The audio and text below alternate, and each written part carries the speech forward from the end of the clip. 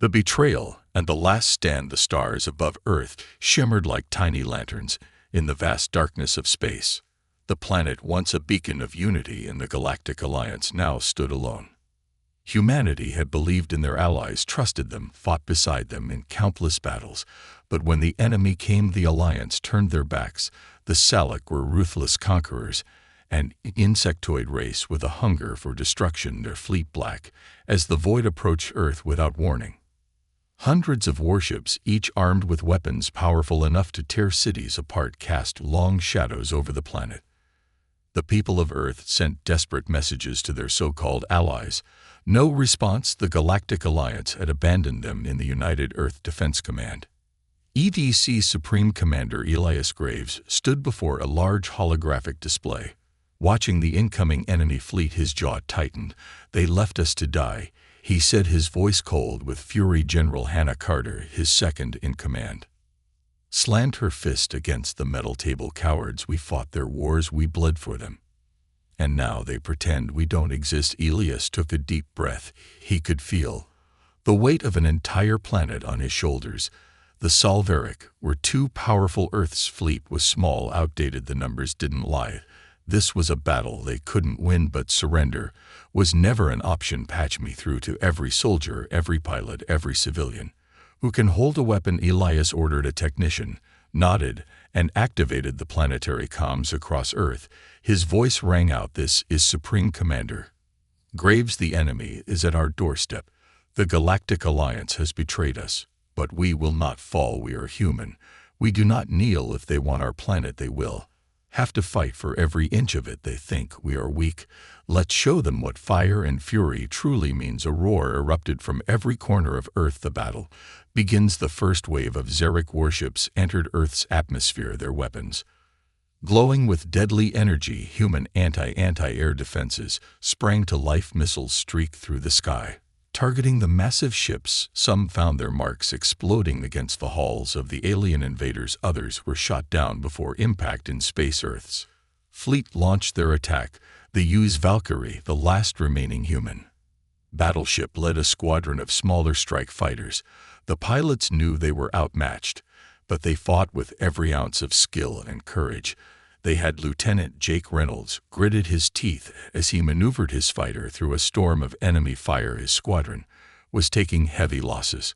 "Commander, we can't hold them off much longer." Elias stood in the war room, watching the battle unfold. His mind raced. They needed something, anything, to turn the tide.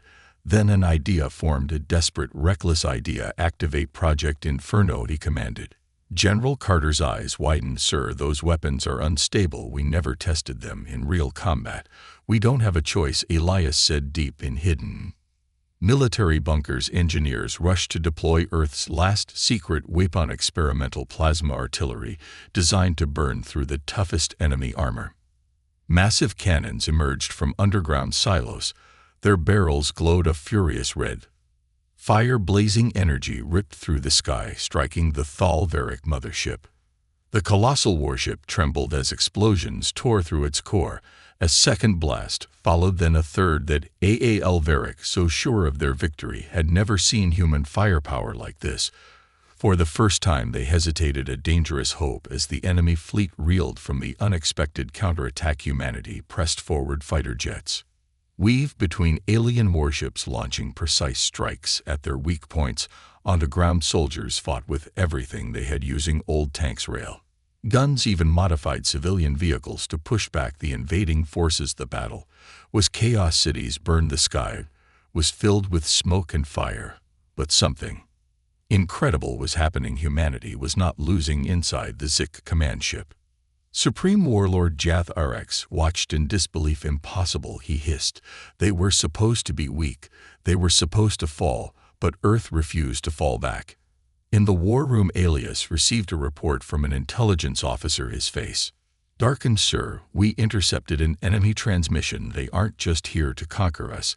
They plan to wipe out every last human." Silence filled the room. Elias clenched his fists. "Then we give them a war they will never forget." As the first battle raged on, one thing became clear: the fight for Earth was only beginning, and humanity, abandoned and betrayed, would answer with fire and fury. Fire and fury unleashed. The fires of war burned across Earth's skies, casting a crimson glow over shattered cities. Smoke billowed from the ruins of once thriving metropolises, but humanity refused to kneel that AOL Varric, expecting an easy conquest, found themselves in a nightmare they never anticipated. Commander Elias Graves stood in the underground war room, his gaze fixed on the holographic battlefield. Enemy warship swarmed above, but the destruction of the Zalak mothership had sent shockwaves through their ranks. They were hesitating. Good. That hesitation meant an opportunity. Status report. Isla's bark. General Carter wiped the sweat from her forehead. We lost 3 more cities, but resistance forces are holding strong in key locations. And sir, the enemy is changing tactics. They're afraid. Elias smirked. That Salvaric had underestimated humanity's will to fight, but they still had the upper hand. Better technology, superior numbers. The battle was far from over then. The war red screens flickered. A distorted image appeared by Exil Varric warlord, his mandibles clicking in irritation. Humans, he sneered, his voice echoing with contempt. Your defiance is meaningless. We have crushed species far greater than you. Surrender, and we may spare the few of you worthy of servitude. The war room fell silent. Every officer, every soldier, every technician stared at the screen, waiting. Elias stepped forward, his expression unreadable. Then he chuckled. It was a cold, sharp sound that sent shivers down spines. Spare us, he repeated. You're not the first to underestimate us, and you won't live long enough to regret it. The enemy warlord hissed in rage, but before he could respond, Elias cut the transmission. He turned to General Carter. Prepare the counterattack. Turning weakness into strength. Humanity didn't have the luxury of waiting. They needed to strike now, while the enemy was still reeling deep in hidden bunkers and military outposts. Engineers work tirelessly modifying old weapons with stolen Salvic technology. Earth's industrial centers, long ignored by the Alliance, were now humanity's greatest asset. Factories, once used for commercial goods, were reposed into weapons foundries. 3D printers manufactured makeshift plasma rifles, while underground labs tested new energy shields. But humanity's greatest weapon wasn't technology, it was their ability to adapt across the war zones. Human forces abandoned traditional strategies. They fought dirty, using guerrilla tactics, setting traps, striking from the shadows. Small strike teams infiltrated enemy camps, planting explosives in critical locations. Civilians, thought to be helpless, turned into sabots, cutting off enemy supply lines. The Salvaric were used to fighting predictable wars. This was something else entirely. A silent hunter strikes in the cold void of space. A lone human warship drifted among the wreckage of battle. The UE's Phantom, an experimental stealth forgate, had survived the initial assault by faking its destruction. Now it lurked in the shadows, waiting for its moment. Captain Adrian Cole sat in the dimly lit bridge, his crew tense but ready. Their fleet is regrouping, his navigator reported. We won't get another chance like this. Cole nodded. Then we hit them where it hurts. The Phantom powered up its experimental weapon, a stolen Xeric energy disruptor, reverse engineered and modified with a single pulse. The enemy's communications were thrown into chaos for the first time. The Varric were blind, and that was when humanity struck. The moment everything changed back on Earth. As the Zalak command structure faltered, human forces launched a devastating counter-offensive. Tanks rolled through the burning streets, rail guns tore through alien armor, and soldiers moved with a fury that shook the ground. The enemy, once so certain of their victory, was now struggling to hold their ground. Their war cries turned to desperate commands. Their formation shattered, and then something incredible happened. Exil Varric warship, badly damaged and out of options, turned and fled. The first retreat in the war room. Elias Graves watched the enemy vessel vanish into the void. He exhaled slowly, his heart pounding. They're running. General Carter whispered. Elias nodded. Now we hunt them. The battle was far from over, but for the first time since the invasion began, humanity wasn't just surviving, they were winning. The rise of the Phantom War. Varric had always fought wars of dominance, overwhelming firepower, planetary bombardments, crushing their enemies under superior technology. But this was something they had never encountered before. Humanity didn't fight for territory. They didn't fight for glory. They fought for survival. And that made them terrifying shadows in the void. The tall Varric Grand Admiral Facus stood in the command chamber of the Oblivion. Wraith, his largest battleship, it should have been a moment of triumph. Earth should have fallen instead. His fleet was in chaos status. Report. Vorus growled, his mandibles twitching. A nervous officer bowed. The humans have disrupted at our command network, Supreme Admiral. Their guerrilla forces are attacking key supply chains, and we have lost contact with 6 warships. Facus narrowed his 6 glowing eyes. Lost contact or destroyed? The officer hesitated. We do not know. That was the problem. The humans weren't fighting the way the Salic expected. They weren't launching direct assaults against superior forces. They were striking from the darkness, slipping through defenses, vanishing before retaliation. They were ghosts, and the deadliest ghost of all was the UE's Phantom, a fleet without a fleet. Deep in the shadows of space, Captain Adrian Cole watched the T-Varic fleet through his ship's advanced cloaking system. The Phantom wasn't the biggest warship, it wasn't the strongest, but it was invisible. Target acquired his weapons. Officer whispered, enemy resupply station, like defenses, but critical for their fleet. Cole smirked. Then let's see how they like fighting blind. A single silent torpedo launched from the Phantom, vanishing into the darkness. Moments later, boom, the Abolic station erupted in flames. Their fleet was powerful, but without supplies, without fuel, they would become stranded, vulnerable. A war of trickery. Meanwhile, on Earth, Elias Graves had started using a different kind of weapon, deception. Knowing that the Sol Varic relied on advanced scanners, human engineers began using old discarded ships as decoys. They rigged them with heat signatures and false energy readings, making it seem like a massive fleet was gathering beyond the moon. The enemy fell for it. Entire squadrons of Zalic ships wasted their firepower on empty shells chasing phantoms, while real human strike teams infiltrated and sabotaged key positions. Elias watched from the underground war room, listening to intercepted enemy chatter. Their confused General Carter said with a grin, "They think we have a hidden fleet." Elias exhaled, "Let's make them believe it." Breaking the enemy's will. The Varic had never feared an enemy before, but now they hesitated before launching strikes. They second-guessed their own orders for the first time in their history. They felt the sting of uncertainty. Then came the message, broadcasted on every Exil Varic frequency. A human soldier standing over the wreckage of a fallen warbeast, his armor scorched, his rifle still smoking. He looked directly into the enemy's eyes through the transmission. "You should have finished us when you had the chance." The Abolic officers watching the footage shivered because they realized something terrible. Humanity wasn't just surviving. They were evolving, and the real war had only just begun when monsters learned fear. That Salvic had always been the predators. For centuries they crushed civilizations, leaving behind only ruins and legends. Their war fleets consumed entire star systems. Their enemies never stood a chance. But now, for the first time in their history, they were being hunted. The trap that changed the war. High above Earth, the remnants of the Zalic fleet drifted in uneasy formation. Their once unbreakable lines were fraying. Ambush after ambush had left them vulnerable. Their warlords whispered of ghosts of human soldiers that appeared from nowhere and vanished into the night. But Supreme Admiral Vorus was no coward. He would not let his species fall to fear. "This ends now," he growled. He ordered a full-scale planetary sweep. No more hesitation, no more games. They would burn every last human resistance cell to the ground.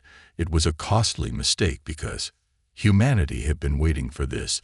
The Phantom fleet strikes as the Delic warships descended into Earth's atmosphere. Human forces activated the greatest delusion of the war. Massive heat signatures flickered into existence across the moon's surface. Fake warships designed to look like a hidden human fleet. Panic spread through the Zalic ranks. "They have reinforcements." Impossible.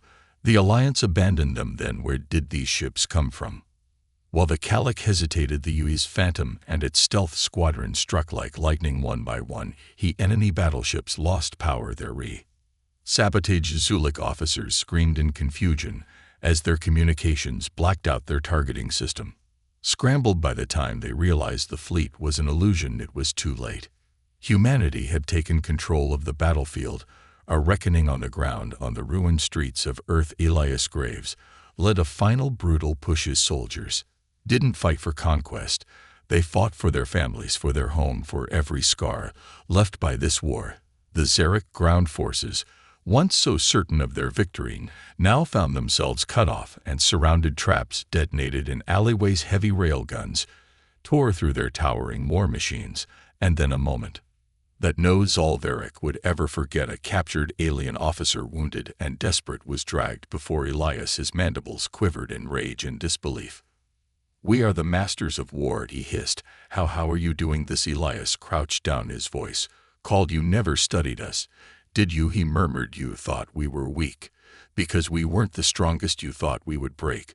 Because we weren't the biggest." He leaned closer. "But you forgot something alien, the only thing humanity does better than anyone else." The Zalek officer gulped, fear flickering in his many eyes. Elias whispered the final words like a curse. "We adapt the breaking point." The war was not over, but in that moment everything changed for the first time. The Tal'Varek faced an enemy that could not crush, an enemy that only grew stronger, smarter, deadlier with each battle. The Salak had started this war, believing they would wipe humanity from existence. Now they were beginning to understand a terrifying truth. Humanity wasn't just surviving, they were winning. And the real nightmare for the Exalvaric humans were just getting started. The fear of extinction. The Salvik had never feared an enemy before. They had conquered a 100 worlds, broken 1,000 species. War was their nature, their way of life. But now, war was turning against them, and for the first time in their existence, the Exalvaric understood what it meant to be we. Pray. The collapse begins. Supreme Admiral Virus watched in horror as his once invincible fleet crumbled. His warships, the pride of the Zalek Empire, drifted helplessly through space, sabotaged, disabled, or worse, hijacked by human cyber warfare. His soldiers, the greatest warriors of his race, now cowered in the ruins of Earth, hunted like animals. It made no sense. They had studied human technology. It was primitive. Their numbers were limited. Their allies had abandoned them. So how were they winning? Virus clenched his claws. No, this was not possible. The Zvarik would not be broken. But then a transmission flickered across his command spring. Not an attack, a message from humans, a warning. In the darkness, the screen lit up with the image of a human, Elias Grave.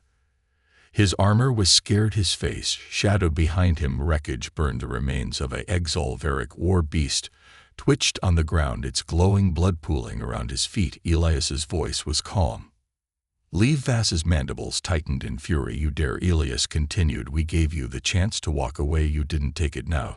He tilted his head, his expression unreadable. "Now we're not fighting to survive anymore." The transmission zoomed out, revealing something that made Vass's blood run cold. A row of captured Solaric weapons, reverse engineered, modified, and now pointed at his fleet. Elias's voice dropped to a whisper. "Now we're fighting to win." The screen went black for the first time in his long military career. Supreme Admiral Virus felt it, something alien, something unbearable. Doubt.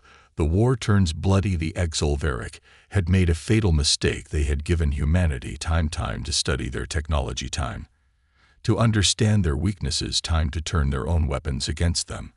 And now, human stealth teams infiltrated Zalek warships, using their own energy cores to overload and self-destruct. Human engineers hacked their systems, rerouting supply chains to starve the invasion forces. Humanity was no longer defending, they were hunting. The last transmission across the galaxy. Other alien species watched in stunned silence.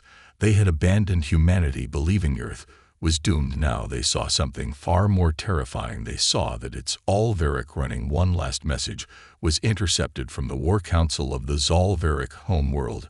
A desperate, fearful voice whispered the unthinkable. "We have awakened something we do not understand. Humanity must be stopped before it is too late."